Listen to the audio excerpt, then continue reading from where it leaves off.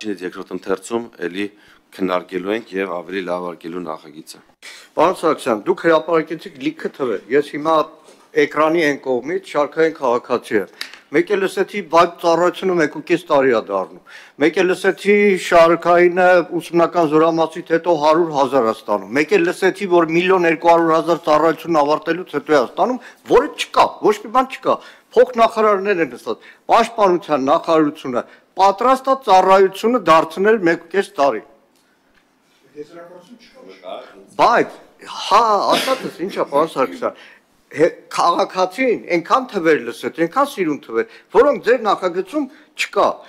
Հարցս, եկեք բարոյական կողմի վրա։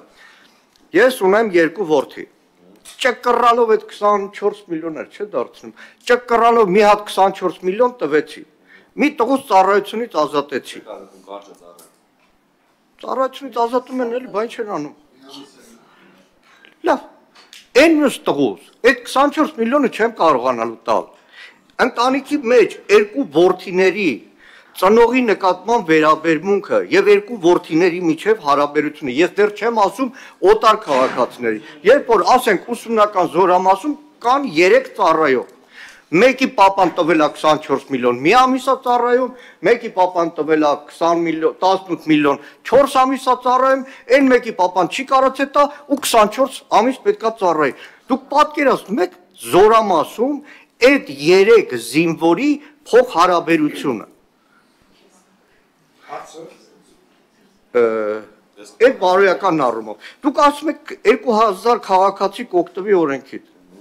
Պաշտպանության նախարարության առաջարկով կարող է 4 քաղաքացի օգտվի։ Որտեղ պաշտպանության նախարարությունը ինչ է ասում։ Ամեն զորակոչից առաջ քվոտա եմ սահմանում։ Բայց այդտեղ էլ անորոշություն կա։ Երբ որ Սուրեն Պապիկյանին ասում են, որ քվոտա է սահմանում, ո՞նց են որոշելու, որ ձեր քվոտայով մենակ այսքանը կարող են ազատվել։ Դա ասում է, ով առաջինը վճարեց, կարող է վիճականության, մինչև հիմա է։ Հա, կամ 7 քար խաղան։ 2000 թիվը ո՞նց է հիմնավորված։ Մի հարց էլ, երբ որ համաձայն եմ ձեր առաջարկի հետ կրկնակի փորձաքննություն, բայց ամբողջական փաթեթ պետք է լինի։ Դիցու կրկնակի փորձաքննության պարզվա, որ բժշկական տեղեկանքները կեղծ են։ Քրեական օրենսգրքում փոփոխություն նախատեսվում է, որ այդ կեղծ նախկին տեղեկանքների համար կրեն պատասխանատվություն։ Մի քիչ շատ եղավ հարցերը։ Այոր եզրանկումների կողքով անցանք, բայց հարցը կոնկրետ։ Բարոյականը հասկացանք։ Այս 2000 թվի ակունքը որտեղից է, որտեղ լրիվ ուրիշ տարբերակ առաջարկում պաշտպանության նախարարությունը։ Շատ լավ, շնորհակալ եմ, նախ սկսեմ վերջի հարցից։ Շատ հարց ունեն, դրա համար շատ Սկսեմ վերջի հարցից, պարոն Մանուկյան, այսօր էլ մեր քրեական օրենսգրքով նախատեսվում է 461-րդ հոդվածի երկրորդ մասով նախատեսվում է առաջին մասով նախատեսվում է պատիժ պարտադիր զինվորական ծառայությունից խուսափելու համար 1-ից 4 տարի ժամկետով, երկրորդ մասով նախատեսվում է նույն արարքը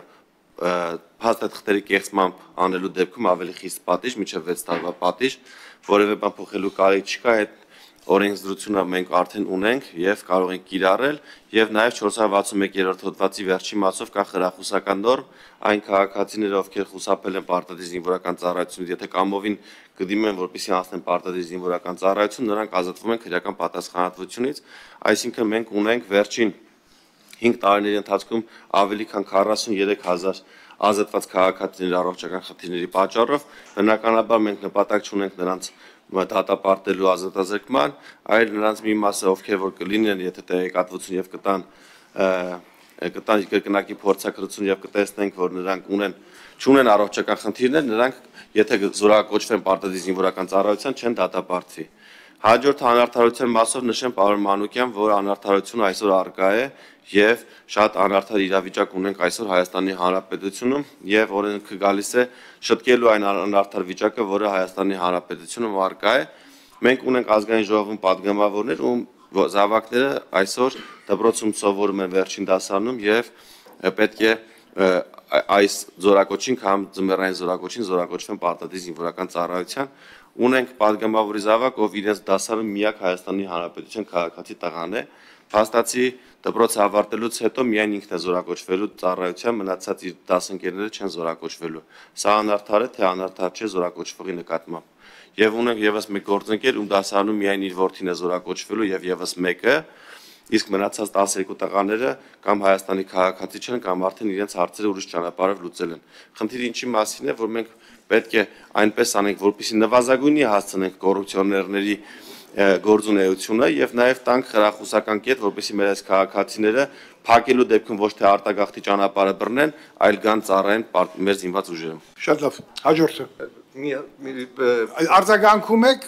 Շատ հարց։ Պարոն Սարգսյան, անարդարությունը վերացնում են, ոչ թե անարդարության արկայությունը օրինականացնում են ու դարձնում են փողոք Պարոն ձեր ելույթում առաջարկ մեկ էլ։ Նստած ենք, այսինքն ինքը ֆոկուս խումբ է այստեղ, էլի։ Եկեք, կամ նիստից հետո, եկեք նա փորձարկում անենք։ Նստած արական սերի ներկաների, քանի հոգին են ծառայել, քանի հոգին են ազատվել, այդ ազատվածների մեջ քանիս առողջական պատճառով, քանիսը կրթությամբ, քանիսը կաշառք։ Պարոն Մանուկյան, մենք եկեք այս օրինագծով հասնենք ավարտին, հետո կորոշենք մեր քայլերի հաջորդականությունը։